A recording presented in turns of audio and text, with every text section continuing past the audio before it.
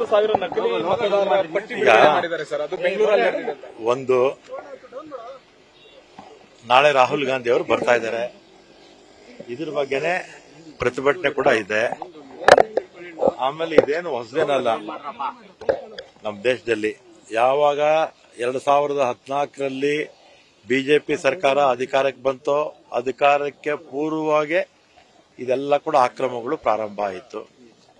ಬರೀ ಮೊದಲು taxi vote ಹಾಕ್ತಾ ಇದ್ರು. ನಾನು 85ರಲ್ಲಿ ಮೊದಲೇ ಎಲೆಕ್ಷನ್ ನಿಂತಿದ್ದು, ಕಾರ್ಪೊರೇಷನ್ ನಿಂತಿದ್ದು 83ರಲ್ಲಿ. ಈ ಫ್ಯಾಕ್ಸಿ ಓಟ್ ಎಲ್ಲ ಹೋಯ್ತು. ಈಗ ಅವಾಗ ಶೇಷನ್ ಇದ್ರು, ಅವರು ಬೇಕಾದಷ್ಟು ರಿಫಾರ್ಮ್ಸ್ ಆಯಿತು. ಆಮೇಲೆ ಬಿಜೆಪಿ ಸರ್ಕಾರ ಅಧಿಕಾರಕ್ಕೆ ಬಂದ ಮೇಲೆ ಯಾವ ರಿಫಾರ್ಮ್ಸ್ ಇಲ್ಲ. ಎಲ್ಲ ಪಕ್ಷಾಂತರಕ್ಕೆ ಹೆಚ್ಚು ಬಿಜೆಪಿ ಪಕ್ಷನೇ ಒತ್ತು ಕೊಡ್ತಾ ಇದೆ. ಸುಮಾರು 450ಕ್ಕಿಂತಲೂ ಹೆಚ್ಚು ಶಾಸಕರು ಲೋಕಸಭಾ ಸದಸ್ಯರನ್ನ ಪಕ್ಷಾಂತರ ಮಾಡಿಸ್ಕೊಂಡ್ರು. ಆಮೇಲೆ ಚುನಾವಣೆಗಳಲ್ಲಿ ಆಕ್ರಮ ಮಾಡೋದು, ಇದೆಲ್ಲ ಕೂಡ ವೋಟರ್ ಲಿಸ್ಟ್ ನಿಂದ ಹೆಸರು ತೆಗೆಯುವಂಥದ್ದು, ಇದೆಲ್ಲ ಕಾಂಗ್ರೆಸ್ ಯಾರ್ಯಾರು ವೋಟ್ ಹಾಕ್ತಾರೆ ಅಂತದನ್ನೆಲ್ಲ ತೆಗೆಯುವಂಥದ್ದು ಇವತ್ತೇ ಅಲ್ಲ 14ರಿಂದಲೂ ಕೂಡ ಪ್ರಾರಂಭ ಆಯಿತು.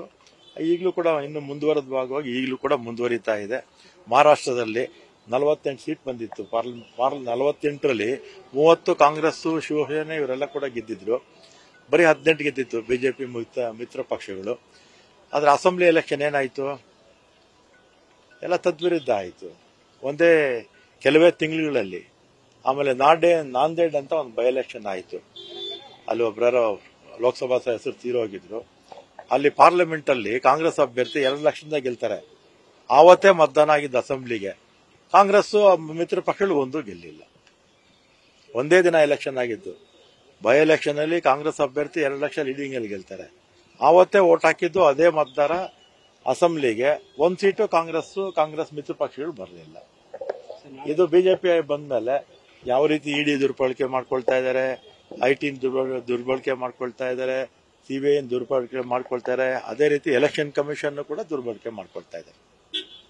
ಸರ್, ಈಗ ಪರ್ಟಿಕ್ಯುಲರ್ ಆಗಿ ಅವರು ಮಹದೇವಪುರದ ಒಂದು ಉಲ್ಲೇಖವನ್ನ ರಾಷ್ಟ್ರೀಯ ಮಟ್ಟದಲ್ಲಿ ಸುದ್ದಿಗೋಷ್ಠಿ ಮಾಡಿ ಹೇಳಿರುವಂತಹದ್ದು 40,000 ನಕಲಿ ಮತದಾರರು ಸೃಷ್ಟಿ ಮಾಡಿ ಮತದಾನ ಮಾಡಿದ್ದಾರೆ ಅಂತ. ಮಹದೇವಪುರ ಅಲ್ಲ, ಎಲ್ಲಾ ಕ್ಷೇತ್ರಗಳಲ್ಲೂ ಆಗಿದೆ. ಬಿಜೆಪಿ ಅಧಿಕಾರಕ್ಕೆ ಬಂದ ಮೇಲೆ ಎಲ್ಲ ಕಡೆನೂ ಆಗಿದೆ. ಲೋಕಸಭೆ ಚುನಾವಣೆ ಆಗುವಾಗ ನಿಮ್ಮದೇ ಸರ್ಕಾರ ಇತ್ತು. ನಿಮ್ಮ ಸರ್ಕಾರದ ಅಧಿಕಾರಿಗಳೇ ಚುನಾವಣೆ ಕೆಲಸದಲ್ಲಿ ಭಾಗಿಯಾಗಿದ್ದಾರೆ. ನಿಮ್ಮ ಅಧಿಕಾರಿಗಳು ಇದರಲ್ಲಿ ಪಾಲುದಾರರಾಗಿದ್ದಾರೆ. ಏನಾಗುತ್ತೆ, ಸೆಂಟ್ರಲ್ ಎಲೆಕ್ಷನ್ ಅದೇ 1 ನಿಮಿಷ, ಸೆಂಟ್ರಲ್ ಎಲೆಕ್ಷನ್ ಕಮಿಷನ್ ಇರುತ್ತಲ್ಲ, ಅವ್ರದ್ದು ಅಧಿಕಾರ ಇರುತ್ತೆ. ಸ್ಟೇಟ್ ಎಲೆಕ್ಷನ್ ಕಮಿಷನ್ಗೆ ಅಷ್ಟು ಅಧಿಕಾರ ಇರೋದಿಲ್ಲ. ಸೆಂಟ್ರಲ್ ಎಲೆಕ್ಷನ್ ಕಮಿಷನ್ ಇರುತ್ತಲ್ಲ, ಅವ್ರನ್ನ ಮುಖಾಂತರ ದುರುಪಯೋಗ ಮಾಡಿದ್ದಾರೆ ಅಷ್ಟೇ. Okay sir, okay. News first, ನಿರ್ಭೀತಿಯಿಂದ ನಿಮ್ಮ ಪರವಾಗಿ.